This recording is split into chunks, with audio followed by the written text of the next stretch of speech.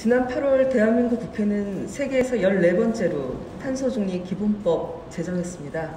이제 한 발 더 나아가야 합니다. 오늘 저와 52명의 국회의원들은 기후위기 대응 디지털 경제 전환에 따른 정의로운 노동전환 지원법을 발의합니다. 기후위기 대응은 인류의 문명사적 과제입니다.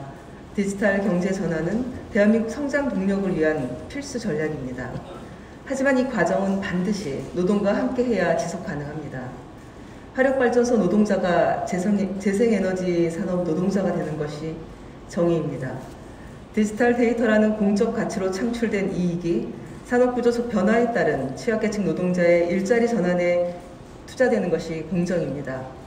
중요한 것은 대한민국은 이미 산업구조 대전환의 초입에 들어섰다는 것입니다. 이에 비해 정의로운 전환은 다른 선진국에 비해 많이 늦습니다. 하여 이 법은 조속히 통과되어야 합니다. 더불어민주당이 이 법을 2021년 정기국회 중점 추진법안으로 지정한 이유입니다. 노동자와 지구를 살리는 기후위기 대응, 노동과 함께하는 산업전환, 일자리 전환을 만들겠습니다. 오늘 새벽 서울교통공사 노동조합의 파업이 극적으로 타결되었습니다. 지하철 노사는 강제적 구조조정을 하지 않고 지하철 공공서비스 의무 PSO 비용에 대한 서울시와 정부의 손실 보전을 건의하기로 하였습니다. 만성 적자의 코로나19 여파로 지하철은 심각한 재정난에 직면해 있습니다.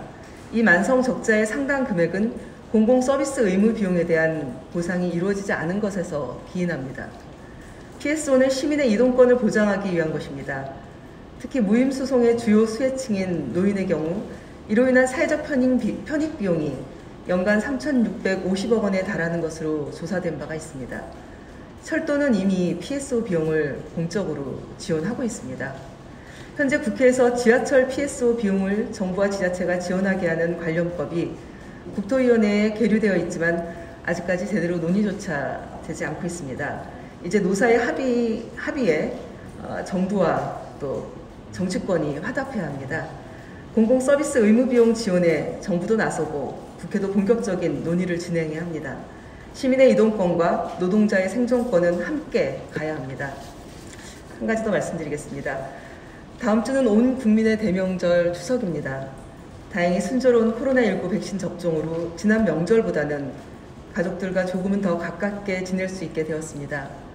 하지만 우리 모두 조금만 더 차분하게 이번 명절을 보내고 코로나19를 잘 극복해야 할 것입니다. 명절은 다가왔지만 여전히 마음 한켠이 무거운 사람들이 많습니다. 특히 열심히 일했지만 임금이 체불된 노동자가 많습니다. 올해 1월에서 7월까지 체불임금 발생액은 8,273억 원이고 체불 인원은 14만 9,150명입니다. 임금 체불은 시민의 삶을 무너뜨리는 범죄 행위입니다. 전 얼마 전 양대노총 노동시민단체들과 함께 근로기준법 개정안을 발의했습니다. 주요 내용은 상습 임금 체불에 대한 징벌적 손해배상 도입, 임금 체불에 대한 반의사 불벌죄 실질적인 폐지, 임금 채권의 소멸시효를 현행 3년에서 5년으로 연장하는 것입니다. 정치의 본령은 국민의 삶을 지키는 것입니다. 정부는 임금 체불 집중 지도가 실효적인 성과로 이어질 수 있도록 노력해 주시기를 바랍니다. 그리고 국회는 임금 체불 방지를 위한 근로기준법 개정에 적극 나서길 바랍니다. 차분하고 마음 따뜻한 한가위 명절 되시기 바라겠습니다. 이상입니다.